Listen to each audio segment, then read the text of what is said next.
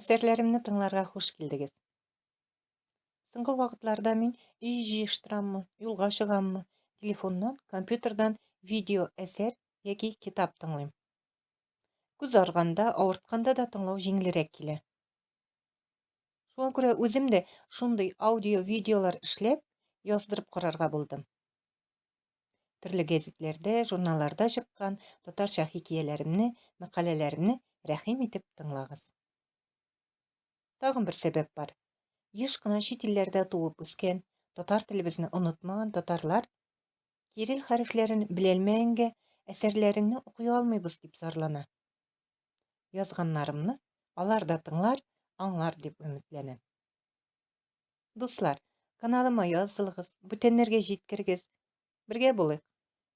Әлбәттә, комментарийларыгызны, теләкләрегезне бик теләп укырмын. Сорауларга да җавап бирәмен.